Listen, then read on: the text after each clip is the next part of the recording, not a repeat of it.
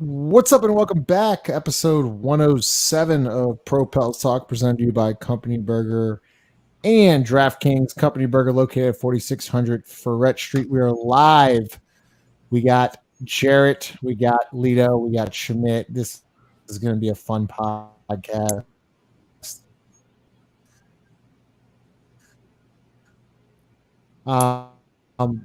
We're going to basically just get right into it.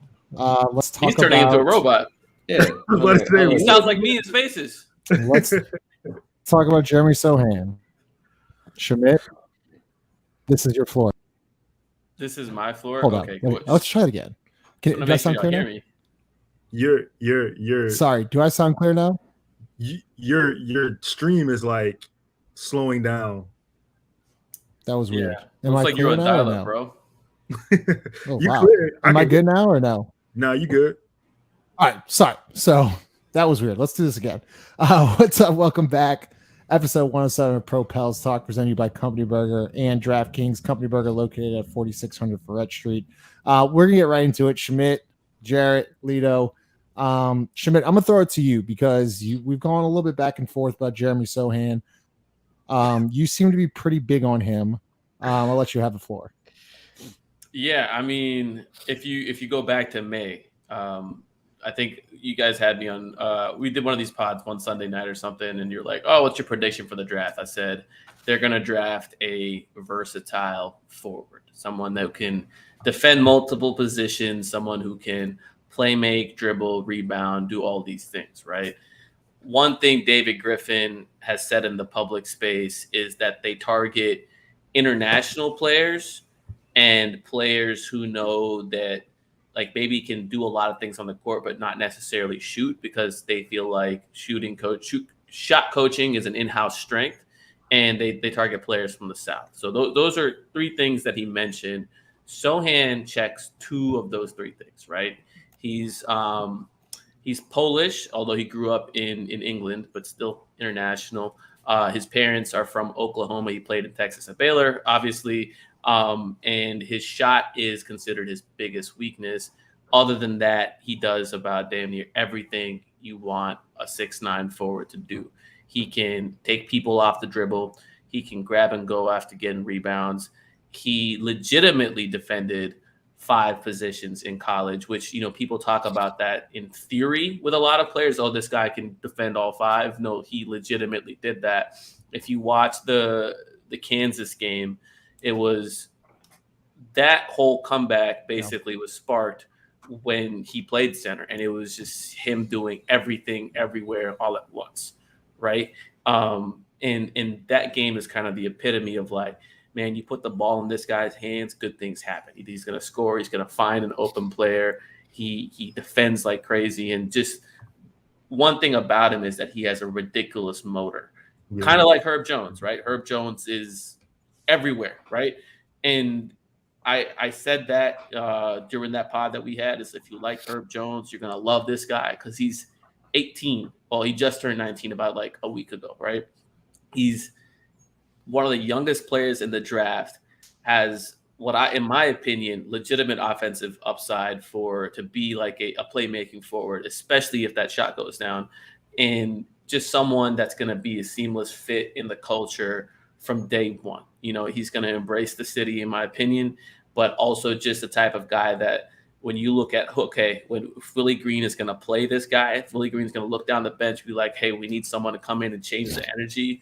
Sohan's going to answer a lot of those questions that the Pelicans have been searching for in terms of like production that they need to just flip a switch. Interesting. 5, before we got on the stream, you said you were on the train. I know you're a one and done guy in Jaden Ivey, but you said you do like Jeremy Sohan. The one thing I will say with Shamit, and I agree, is that he's an incredible defender. He can go 1 through 5, watching film on basically all weekend. He can handle the basketball. He can pass a little bit. Obviously, his shot is not there. But 5, what do you like about him that he could bring to this team? Shamit brought up the Kansas game. I think that was like the epitome of him, right? There were times, say his shot didn't go down. He made the right read. There was one time, like they do some of this, that Baylor were doing some of the similar things that the Pelicans do the dribble handoff, and Jeremy kept a lot. Like, right, it was the it was supposed to be a dribble handoff, but he kept it. At one time, he got a charge call because the guy would just set up on him. The other time, it worked. Like, I think that was in the middle of their comeback. I think he makes the right reads. Now, his shot isn't that great, which is cool, but he makes the right read. I don't get mad at missed shots. I really get mad at the bad shot taken. Like, he doesn't take bad shots. Like, he was making the right reads. He just missed. I'm not tripping on it. I think he's really like an intellectual basketball player. Like, I don't think he's a bad one. I know, Chaz, if you listen to this, I know that hair isn't what you want on your team. And I get it, brother. But this man can really play basketball. From my standpoint, I hope we don't get him at 8. If possible, can we get him later? Dive into that. Go into that a little bit, 5, because I have that same a little bit mentality. I'm not saying Sohan's a bad player at all. Yeah. I like him a lot. Do you like him enough at 8 is the question. Yeah. I'm going to piggyback off you, Shamit. Again, you say this thing where we're not going to be able to draft in the top 10 for a while, right? So we have to capitalize on this opportunity. Yeah. You see this person like Sohan, and you're like, all right, you got what, 7 years, give or take, 7 years with this player possibly. You're like, you got to maximize this. Like, why do I need to put that pressure on him? If I can get him a little later and gain some more assets, I should do that. And even Dyson and Ben Matherin, which we probably all believe that they're going to be gone by then if we move back outside of the possible lottery, or let's just say that outside of the top 10. Right. If we can get him there and gain another asset, I'd be cool with that. But taking him at 10 or taking him at 8 just straight up, like, well, I feel like there's some wiggle room. But if we get him at 8, I really wouldn't trip. I wouldn't. I mean, I just know he'll probably be in Birmingham a lot. I just know that. Birmingham works. We've seen the letter of the law. We've seen the trajectory of players. Birmingham works for us. It's very, very close. Players can go in and out and get their shots up. Mm-hmm. Yeah, Lito and Shamit, we're going to talk about trading back here later, a little bit later in the pod. But Lito, one thing I do like about Sohan and 5 and mentioned it is his confidence. He kind of oozes confidence, right? He's not scared to shoot the basketball when he is open. I think in the tournament he made some big shots too, especially when Baylor needed a bucket. And that's a guy, Lito, me and you talked about this a lot, right? The Pelicans need depth in that bench, and can't expect Zion to play 82 games. Can't expect BI to play 82 games. You need depth behind Zion. Yeah. I think he does fill that need. Am I saying he's going to start, 20 games? No. But is he a guy you can plug and play? Probably so. But, what do you like about him moving forward with Sohan? I like a lot about him, honestly, man. He's, when you hear that people can't shoot, you think that they can't score. And that's honestly not the case with him. He's a very good decision maker offensively. I see him get steals and transition, points the other way on a break. He rewards who's running with him. Your big is leading in the break. I mean, I think he's 6'9", 230. Yeah, 6'9", 230, I think, yeah. I mean, Jesus Christ. That was crazy. This guy goes. It's crazy, man. Jesus Christ. Go ahead. All right. He gets other players involved. He's switchable, man. Like, that's the thing.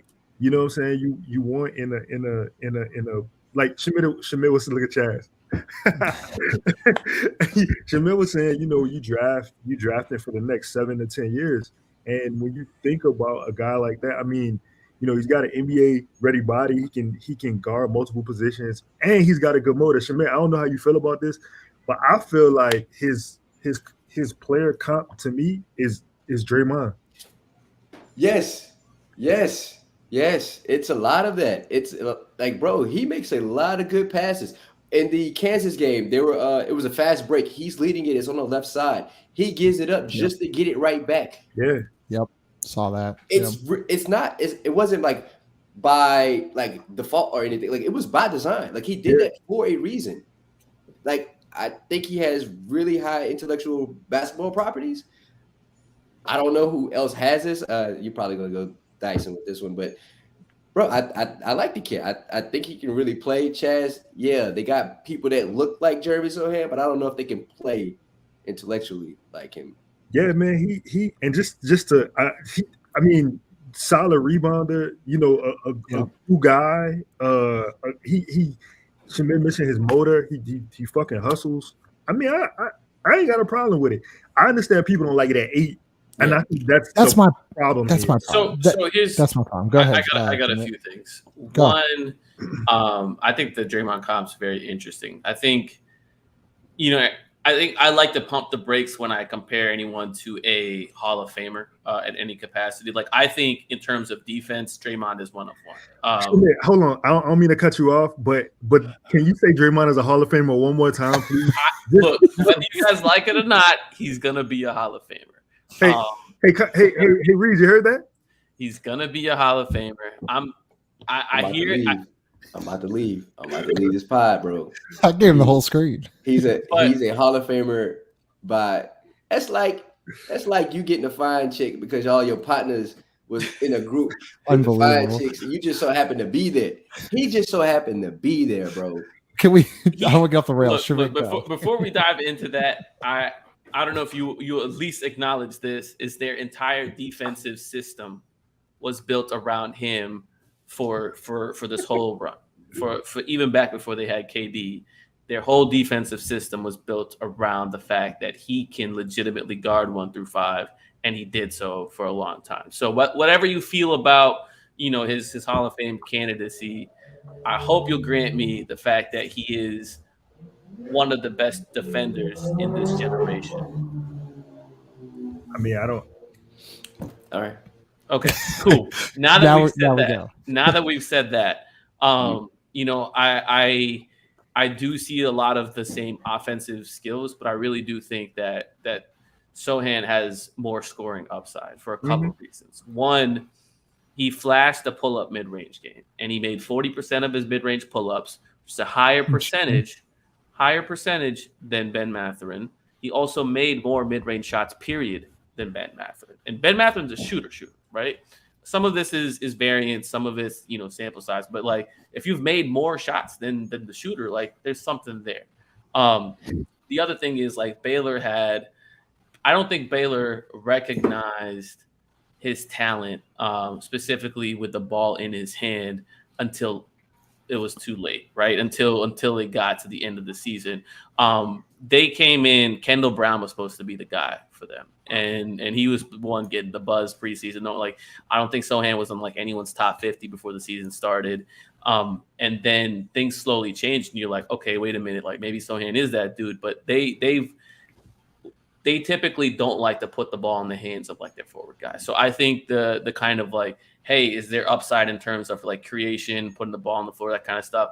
What does that remind me of? I think 2 players. One, Boris Diaw, a little bit. And if you look at like prime Boris, like he was a player. Even like Spurs Boris, like that dude like had lost all of his athleticism at that point, but I think he was a big part of their championship run. Yeah. In 2014, 2013 was when they lost. In 2014 when they won. I think he was a big part of like both those teams, right? He enabled them to match Miami's small ball, specifically. Go against Chris Bosh and all of that. And I think that's one comp I have. The other comp I have is you look at Pascal Siakam's first year at New Mexico State. And at that point, Siakam was like 21, I want to say, 21. Point being is he was 2 to 3 years older than Sohan was this year. Sohan was 18 the whole year.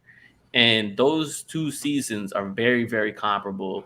Statistically, I think Siakam had the ball in his hand more and he scored more a little bit. I think he averaged like 12 points a game that year. So maybe like a few more points than Sohan. But if you look at like how they both stuffed the ballot box there and how they were able to do lots of like forwardy things, that's the comp that like that's the high end offensive comp I see for Sohan. Because like Siakam, no one treats him as a shooter, but like he's had a few years shooting around 35% from 3. It's like, all right, cool. That's good enough. But he was, I think this year he went on a stretch where he was averaging like 27, 6, and 6 or something like that, or 27, 7, and 6 with just the ball in his hands when the Raptors went from like a lotto team to a playoff team. He was a big part of that because when he finally got healthy, that's the kind of upside I see in terms of offensive growth with him. Now, is New Orleans the place where he's going to grow into that? Is it going to be, the next couple of years? I don't know. But I do know that he could probably step on the court tomorrow and be one of the better defenders on the Pelicans team already and give you productive minutes. Like, I think every Pelicans fans that wants Josh Hart back, I think he give you everything Josh Hart could give you and then some, just because he's 6'9" and 220 or 230, whatever he is. I think he's going to unlock so many different things for this team, especially when Nance's contract is up. I think they're probably going to extend Nance, but that's a good guy to learn behind, because I think I asked Chris this question. I'll pitch it to y'all. If you have Zion Williamson, Brandon Ingram, Herb Jones, and Trey Murphy as your 4-man unit, if you had to build a player, what skill set does that fifth player have? If you had to put a fifth player around them, rebounding. What skill sets do you want out of that fifth player? Rebounding, of course. Okay. Rebounding, defense, screen. Rebound defender, yeah. Yeah. Because you're not worried about offensive, that was kind of like my next. I was going to pitch it to 5 of we're talking about offense. The two teams that were in the finals this year were ranked 1 and 2 in defense, and yes, that is an improvement the Pelicans do need to make. And Sohan does fit that, but I was going to ask this to Jarrett. Jarrett, this is now if you're not a stretch 4 or 5 kind of guy and knocking down threes, not really. I don't know. I mean, a lot of teams like to spread the floor. Do you think Vincent can fix this, and are you banking on that? And do you honestly really care if Sohan is drafted there, and if he doesn't develop a jump shot, a 3-pointer, is it that big of a deal? Just look at what he already has. He's not bad. It doesn't look bad. It's not bad, and I wanted to get into that because the release, the form, it's a little slow. The form's a little slow, but the release is fine. It doesn't look bad. I mean, I just think it makes sure he's 18. The difference between an 18-year-old playing basketball and 19-year-old, it's very stark. It's huge. It is huge, and being able to play, I think that's why Birmingham will be very, very huge. I think. Getting those shots up with Fred would be huge, but learning spots, learning where those shots are going to come from, where he'll be most used, and being behind somebody like Larry Nance. I think that's a good person. Again, that's a great person to learn behind, which I was hoping Jackson would just do that, because this just wouldn't even make sense. This pick wouldn't even make sense because we would have somebody. But let's just not go into that. But that's the thing. You bring up Jackson, and people bring up projects, right? People bring up Jackson was a project. We don't need to take on any more projects. And I want to keep saying this till people stop talking about it. Is there's different kinds of projects. Jackson was a project because he was one of the world's best athletes, and he had no clue how to play basketball. Yeah. He had picked up basketball at a very, very late age, and he was all man, I'm 7 foot, I have the mobility of a guard, and I can windmill from the free throw line. This. That's why you draft Jackson. It's all right, can we teach you how to play basketball? And we're learning after 3 years is there's limits to how fast you can teach someone to play basketball, right? Sohan is a basketball player already. He knows how to play basketball. He is way more advanced in terms of handle, way more advanced of making the right read on both ends of the floor, way more advanced. The only thing that's a project with Sohan is his shot. Yeah, that's the only thing that's a project with it. So and you have one of the best in the business, that has fixed multiple shots in Lonzo. You look at Herb Jones, who wasn't really much of a shooter.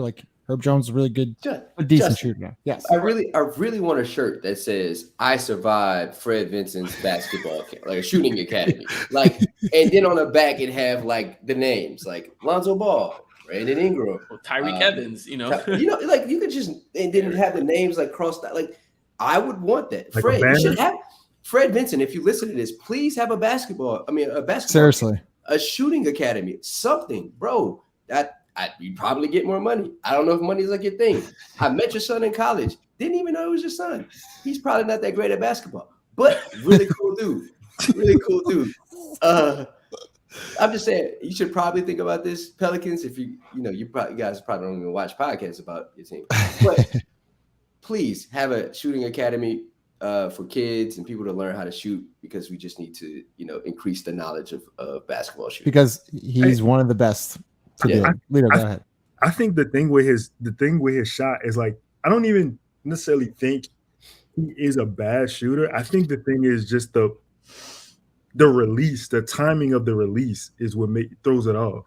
Yeah, it's slow. Release. It's kind of slow, Lito. Like what I learned, but we've talked about this. Like I think half like the shooting battle is confidence. Like Sohan's got a lot of confidence in his shot, so like I don't mind it.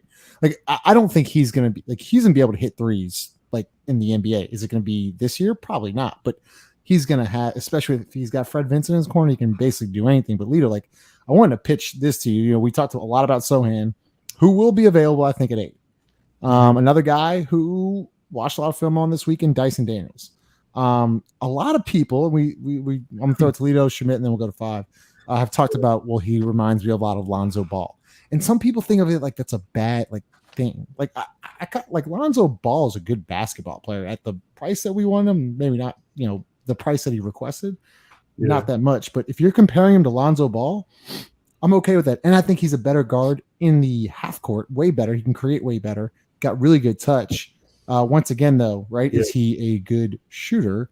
Looked at him. The release is there. The form seems to be there. I think Shamit, I think he actually got better as the year progressed, if I'm not mistaken. I think he was like 40-something% over like his last 10 games or something like that. Yeah, so he progressed as the season went on. Lito, this is a guy, another kid that I see that's a good fit for this team because, once again, he can really defend. He's long, great passer. He's got a really good floater game.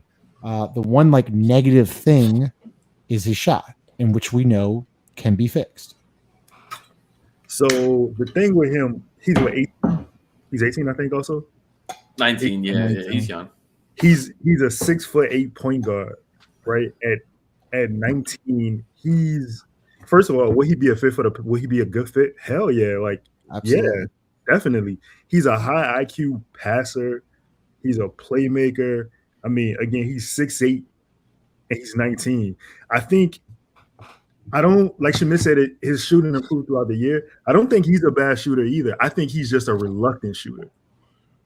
I think that is like when you say, like, when you think of him, he has like you said also, Justin, he has a good form. Form isn't the problem. I think it's just the confidence in the shot. Yeah. Those are things that can be improved on, especially at 19 years old. Especially time with Fred Vincent, like that'll you know what I'm saying, that'll take care of itself. But the thing with him is he's a solid defender. He moves his feet well. He has quick hands. He's got a ton of room to grow. I mean, his ceiling is like super, super high. Is he gonna be ready to be like your lead guard day one? No. But again, at 19, like, who the hell is, right? Like, not too many people. But I got one more thing. My Shamit, I don't know how you feel about this. I try to give a player comp to everybody just because I was just trying to. My player comp for him is Josh Giddey.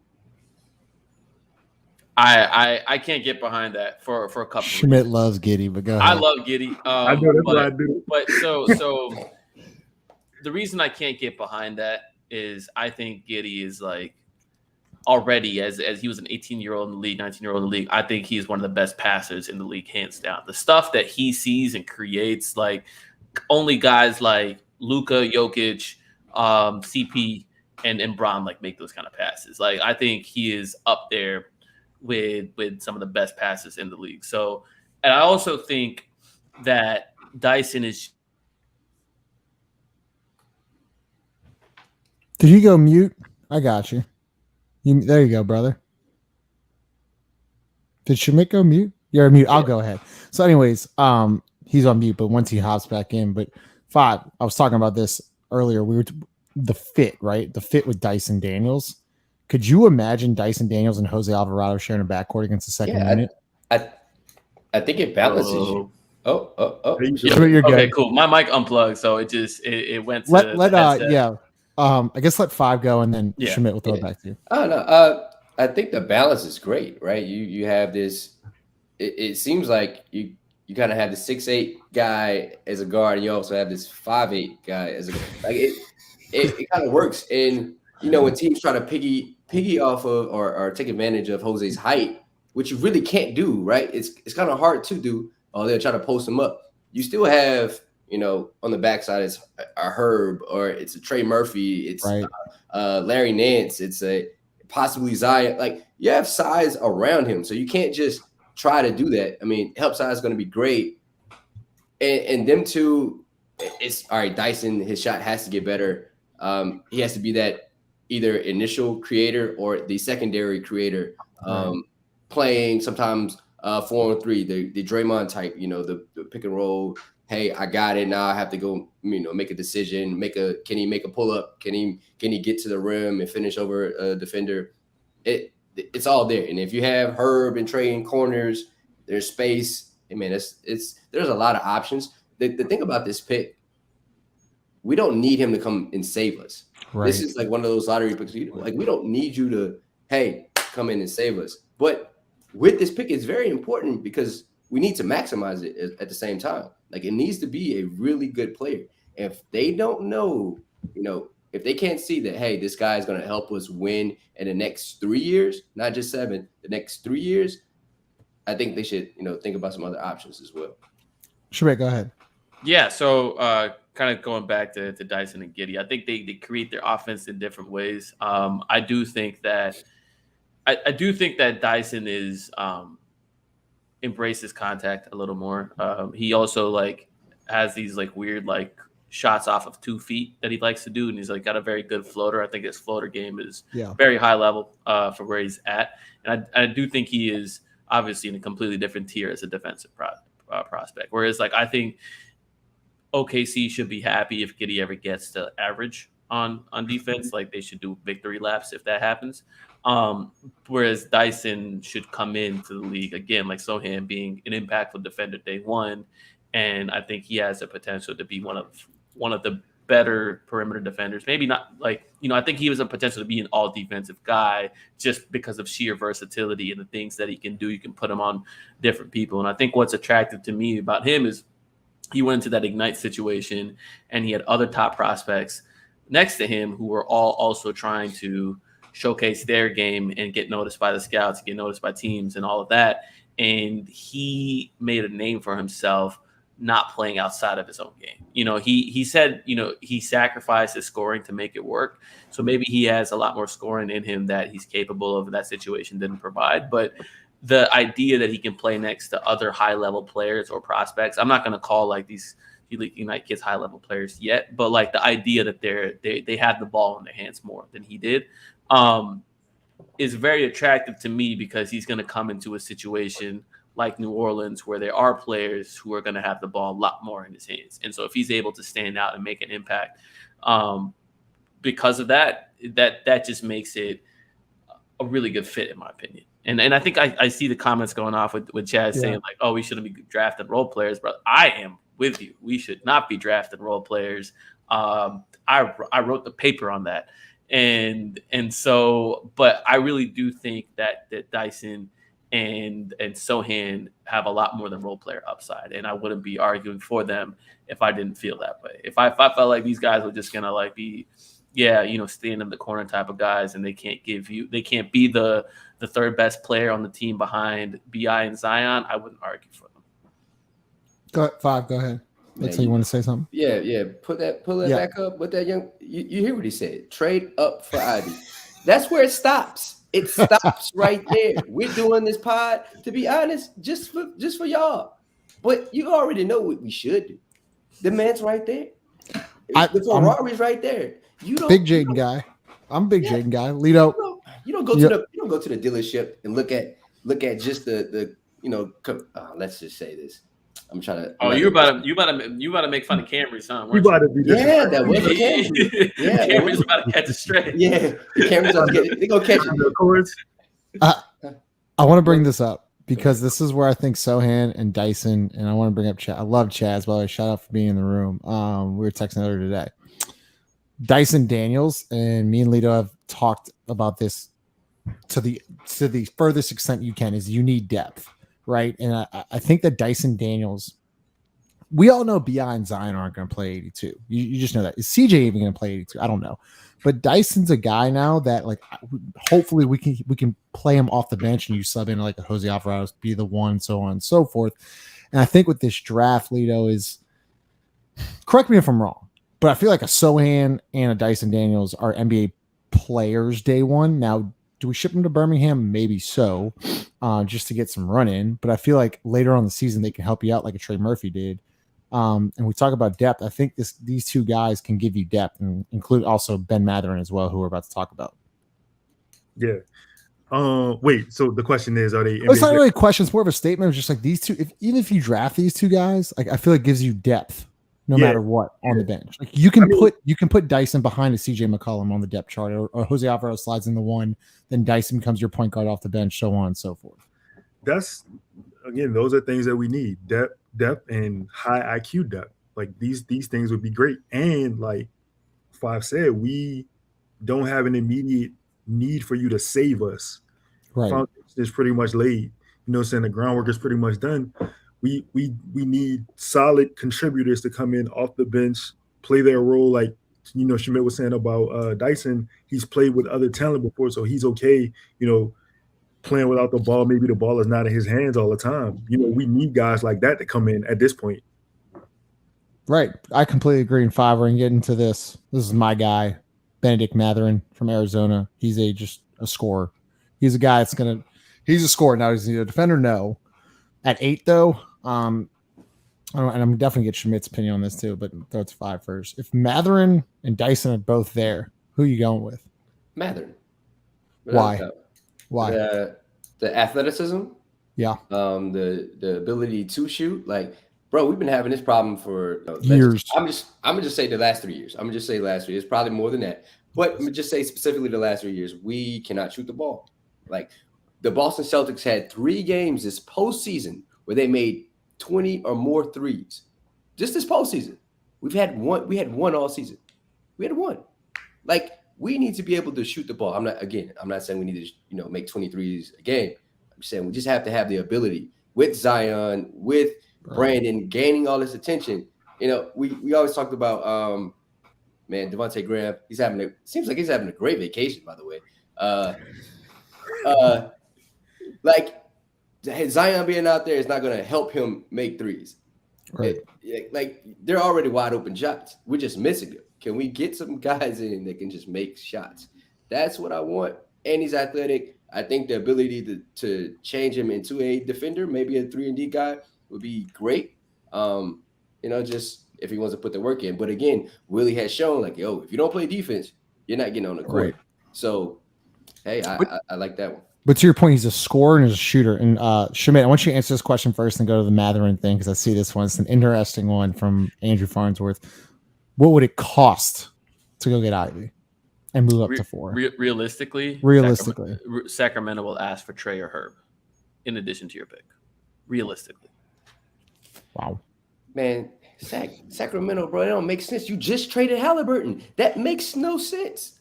It was just a hypothetical. I think to get into that top 4. Wow. I think they would ask that, because I do not believe that they are in the business of getting more picks. Because you could offer them, 8 and all those future picks and LA picks and whatnot, and maybe there's a limit to where that happens. But Vivek Ranadive is breathing down their neck about making the playoffs, and that is why they traded Halliburton, and that is why they went and got some bonus and all that. So there's crazy stuff going on there. There has been for the past 20 years. But 20 years. I mean, we're being realistic, right? And I think they would be like, no, we need someone that can contribute now, and that would be Trey or Herb. And to me, I'm telling them to get the hell off. You can say F off too. That's fine. Okay, yeah. There you go. Benedict Matherin now. Let's. What are your thoughts on him? So somehow I've been painted as the anti-Benedict guy, which is sure. I'll lean into that role, but he's one of my favorite prospects. I do love playing devil advocate with him, and so my question to you is, one, and I kind of like had this conversation with Chris, right? You guys can check out that video. How much does his ability to not really create or put the ball on the floor concern you? Because I think if you look at guys who've come into the league and like really truly improved their handle in meaningful ways, there's not that many of them. There's really not. Like Paul George is obviously the best example, but that's like outlier level development. Even Jaylen Brown came into the league, who Jaylen Brown's handle was like on display this all playoffs. Was just like pretty bad. He came into the league, and his year at Cal, he had created most of his shots at the rim. It was like he had created over 70% of his looks at the rim. Ben Matherin has been assisted on almost that amount at the rim, right? And part of that's the system, and I will acknowledge that. But part of it's like, you try to put the ball on the floor, like there's legitimate struggles there. So if his ceiling is athletic guy who can make a lot of threes and potentially turn into a 3-and-D guy, if that's like, maybe not, let's not say his ceiling, right? Ceiling, let's say his median outcome, right? His you'd be happy with that outcome. Mm-hmm. Then I look around the league for those guys. Are they tradable? Like, can I trade like a mid-level first or a bad first? Can I go get that guy? And I think I can. I can go get KCP pretty easily. I can go get Terence Ross pretty easily.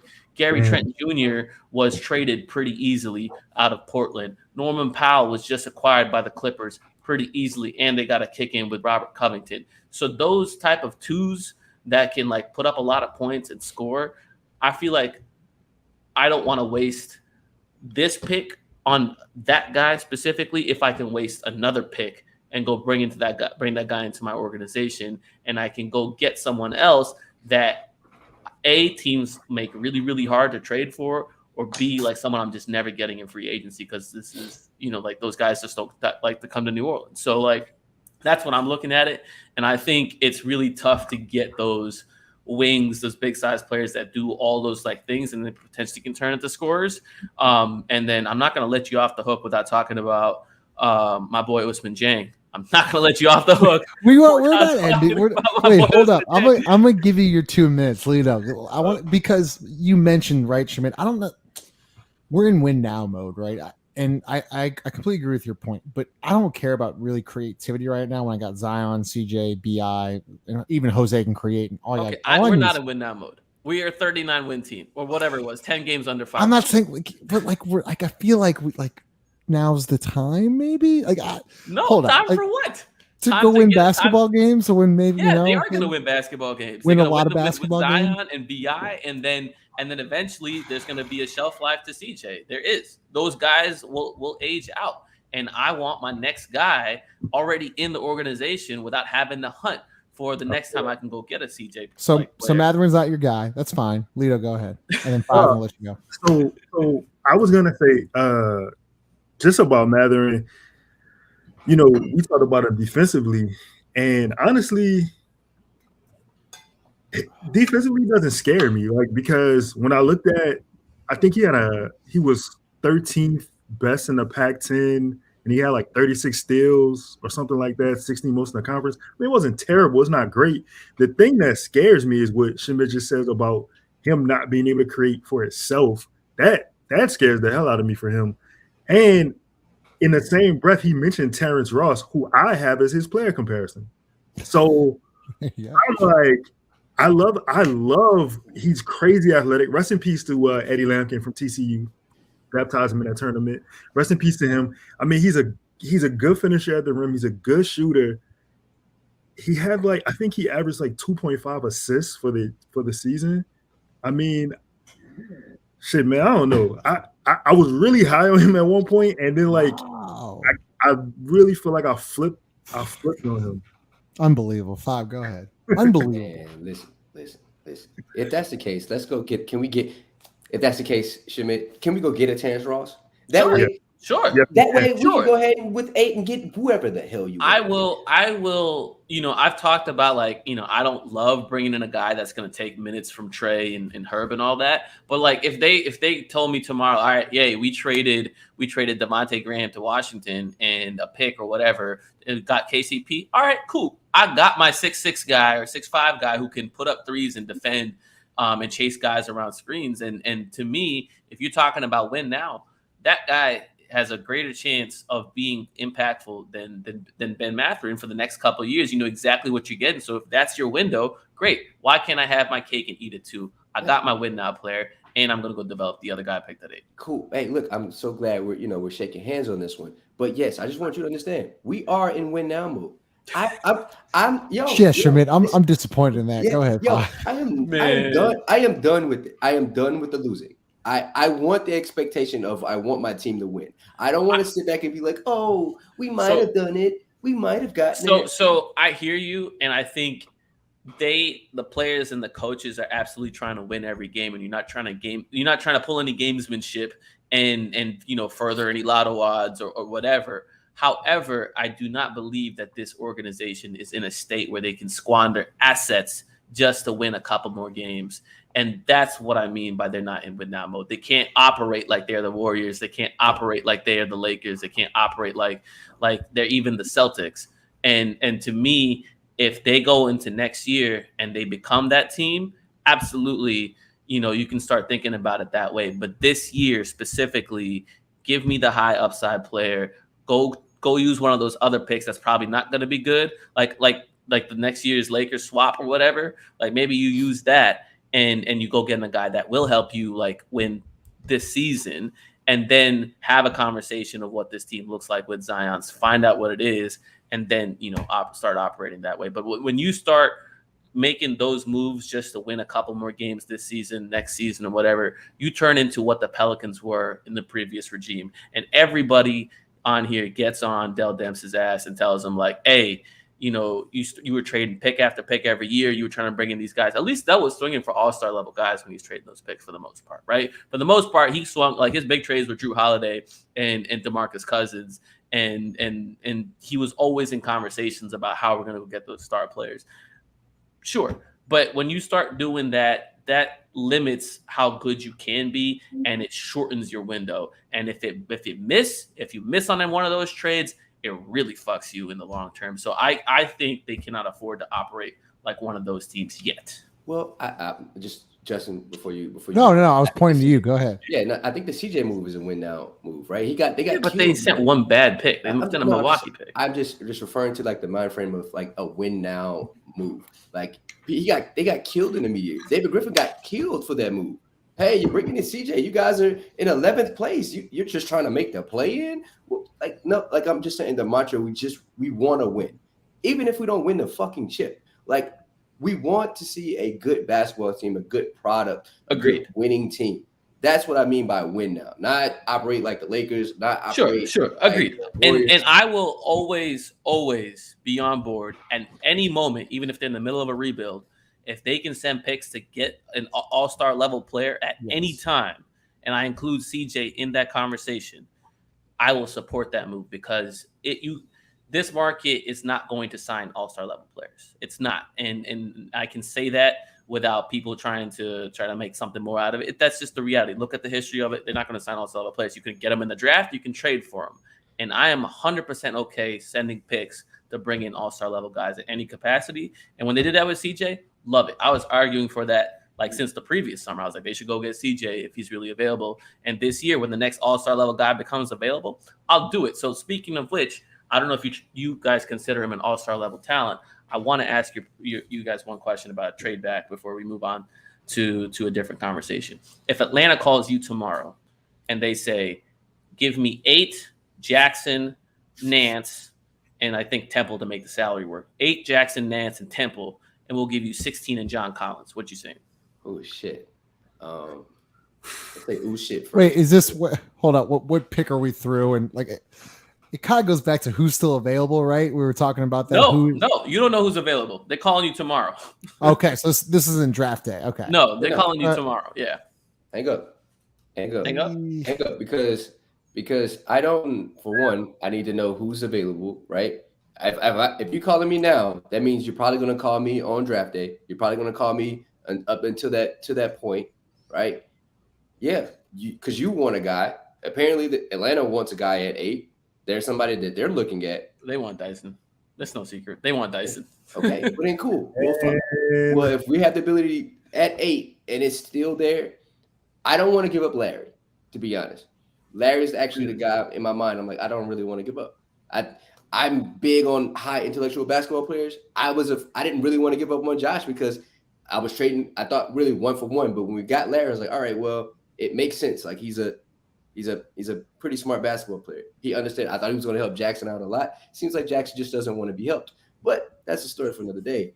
I like John. I like John the Baptist. Yeah. You know, it works. It works a lot. Man, that's interesting to me. I know. I'm probably taking. I think Hey. Talk about win now, man. John Collins is a player. Collins is a guy. 22 and 10. But his contract, he just got paid, correct? He just got paid, so he's locked in. You're But worry about that. He's locked in for the next 4 years.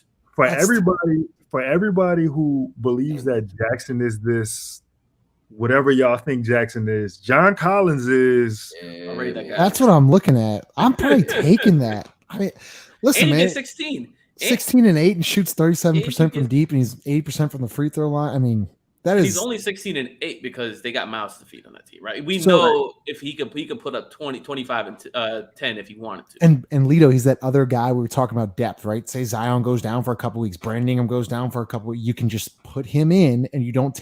What were we, Shamit, 2-17 without Brandon Ingram? Yeah, something terrible. Yeah. So, Lito, this is what we're talking. And like the two wins came like when CJ was there. Right. Like that's the depth. That's the guy you have to have come off the bench. Now he's great. He's my bad, Lito. No, go ahead. What you got? I think he's great in pick and roll, right? He was great with Trey. Him and oh my god, what's fuck? I can't even think of his name. Him in the pick and roll with Jose would be amazing, right? I couldn't even think of Jose's name. But him and Jose would be crazy. Then you got wings. It works. It works a lot. Fuck, bro. I don't know. I probably hang up the first time just to be like, man, no. But you call me. Hello. Hello. That's interesting. Shamit, here's your 2 minutes of Diang, and then we're gonna close it up. Wait, before you do that, can I ask you a question? Yeah, what's up? You feel okay? So my guy, I gotta bring this up because my guy Ivory Clark, he did a mock draft, and in a mock, he got the Pels taking Johnny Davis.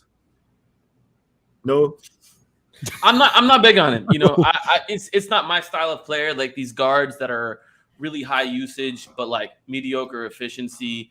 You know, I think there's a lot to be said about Wisconsin. They had absolutely no spacing for him, but just. And I think he's a very good rebounder and defensive player, kind of like Josh Hart. But I do not buy his scoring upside.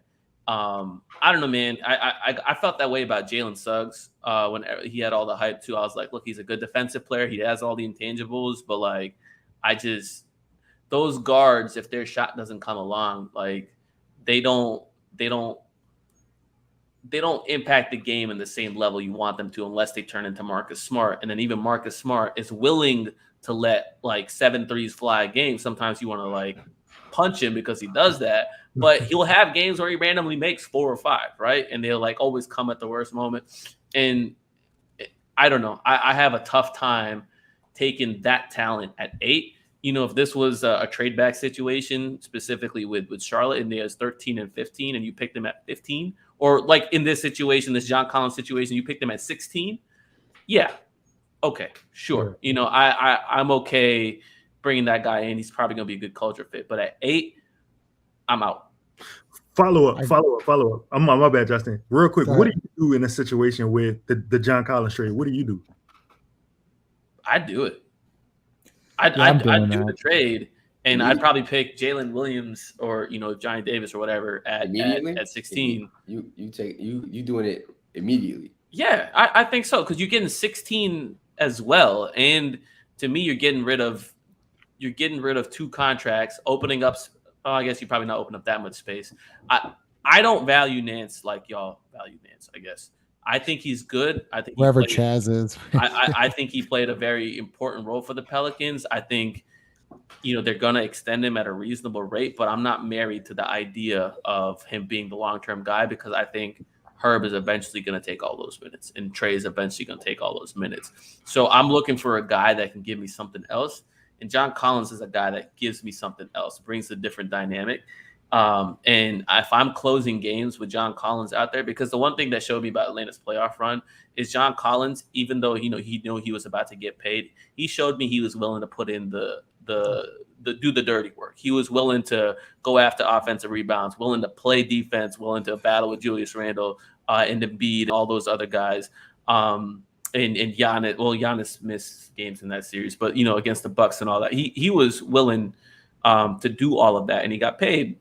And now he's like, he doesn't really want to play with Trae Young. I get it, but I can close games with John Collins and Zion and B.I. Herb and Trae. I can do that. Yeah. I don't need a guard out there. B.I. and Zion can handle that. And then I got size. I got rim protection. I got rebounding like y'all were asking for. And I will never have an issue shooting. Scoring. I'll never have an issue scoring the ball with that unit. Never.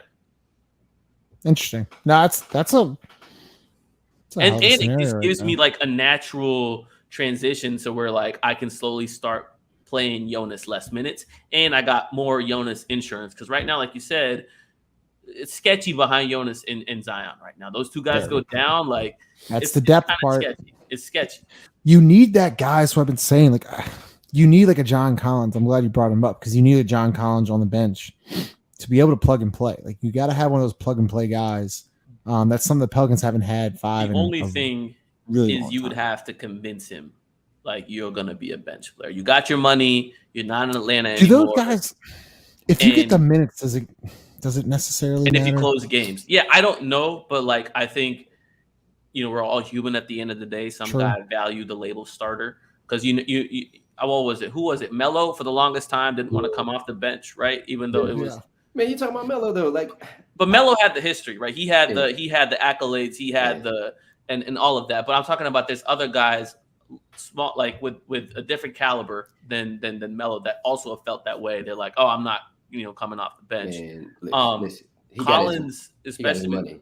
Yeah, he got his money. He's paid. So like at this point, bro, like just you're on a team, you're on a winning team. Even if you started, it wouldn't be like you're guaranteed an all-star spot or you're guaranteed an all-defensive spot. Like, bro, this is where I would ask if I could have a conversation with him before the trade, and I would get him on the phone with Willie and let Willie do his thing. Because if those two talk and Willie can get through to him and be like, look, this is what it's going to be, and you'll close games for us and all that, and you might even start them depending on who goes down, and he buys into that, I'm all in. Like, pull the trigger, we're done.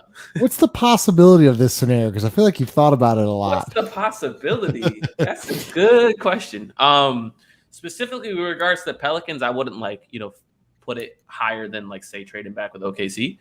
I do know that Atlanta's calling everybody in this pick range, and they're dangling John Collins trying to make stuff happen. So they've definitely had lots of conversations with Portland, specifically with 7, about this, and I know they've been calling.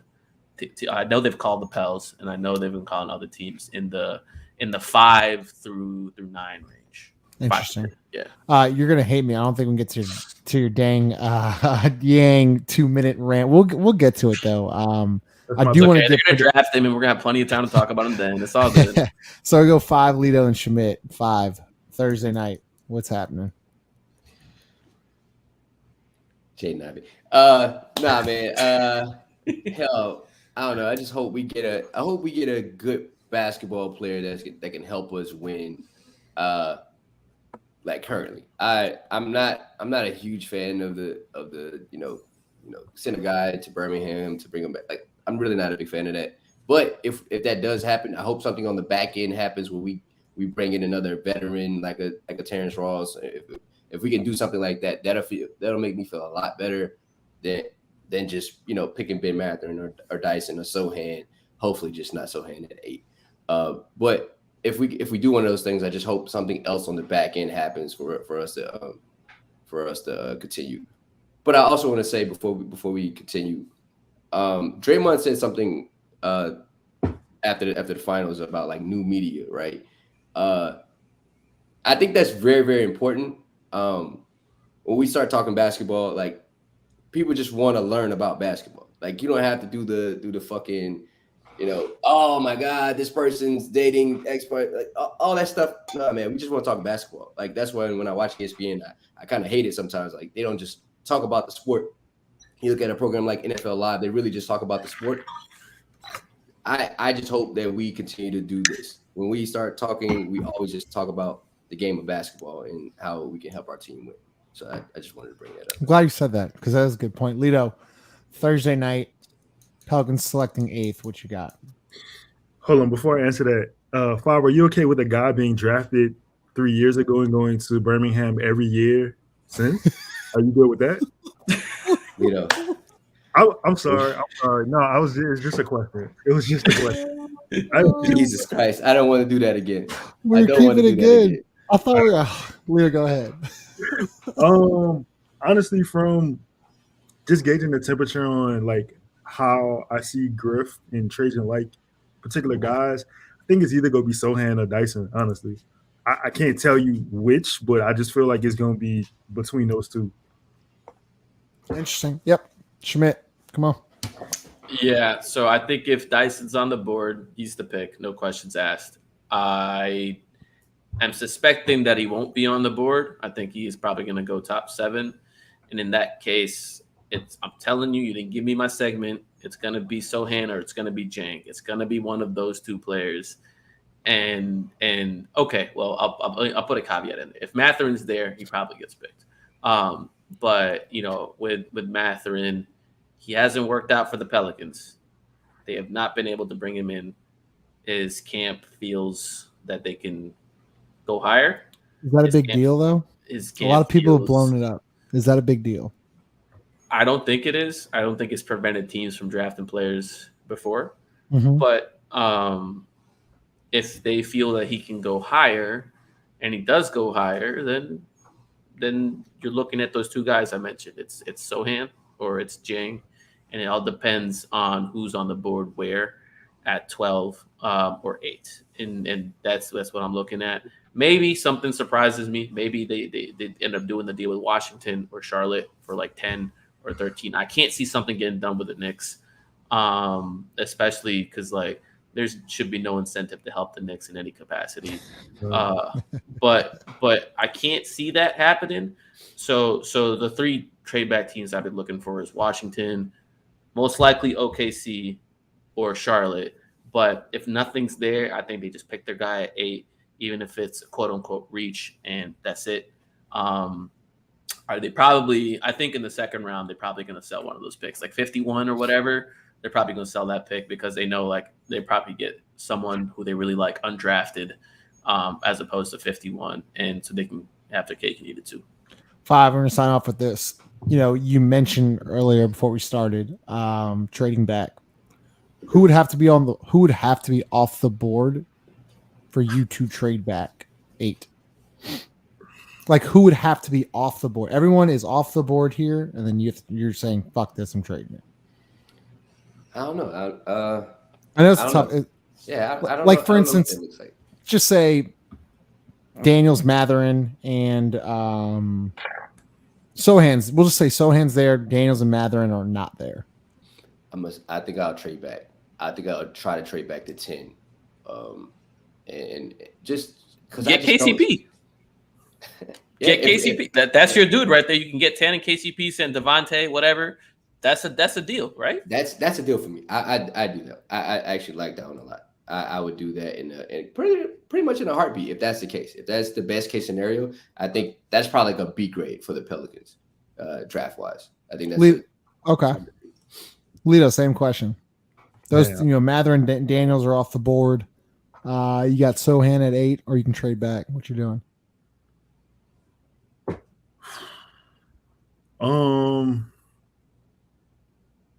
I think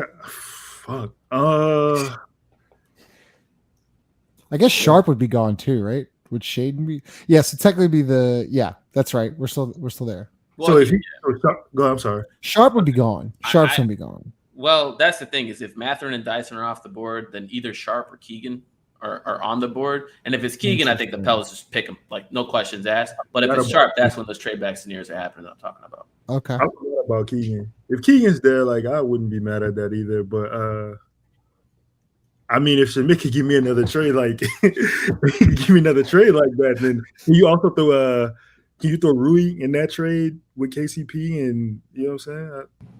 That'd be interesting. I mean, you give me John. I'm now a big John Collins fan. So 2 things I want is a John Collins fan club, and then we're gonna make their shirts tomorrow 5 of Fred Vincent shooting. He's a really cool bat. dude. I sat courtside at the Hawks game, and I was sitting right next to their bench, and I was on the baseline, and Collins was right like at the end next to me, and there was a family like also adjacent to me, but like little kids, and the whole game, like when he wasn't playing, he spent time just like interacting with like the kids must have been like 2 or 3 years old, just like hanging out with them, like playing games and that kind of stuff. And I'm like, that's a really cool dude. Like he definitely seems like someone I'd want on my team.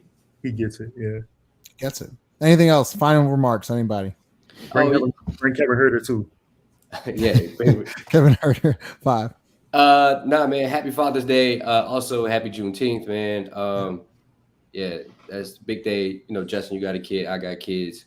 You know what I'm saying? Fathers out there, y'all stand up. You know, Lito got some kids out there he don't know about. That kind of thing. Thanks for saying that, 5. Glad that. Yeah. Shamit, anything else?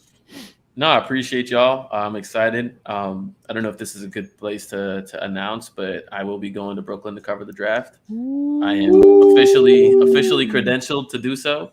Come on, man. Crew media status. I love it. There we hopefully we get some good stuff out of it. I'm glad you mentioned that, Shamit, because we are going to go live after the pick is done. So we will be live. Hopefully, I know you'll be busy. Maybe we can get to you in Brooklyn to give us a live report. But we will be live Thursday night. I know Chris Connor will be doing a live Spaces on YouTube, and I know he'll be checking in with a lot of people. So make sure you join that as well.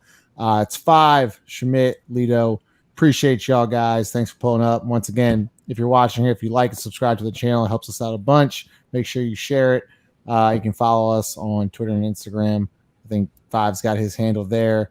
Lito does not have his handle there. Just draft a good player. Maybe you should change that at Shamit Dua. And then obviously follow Pro Pels Talk on Instagram or Twitter. All right, guys. Take care. Peace.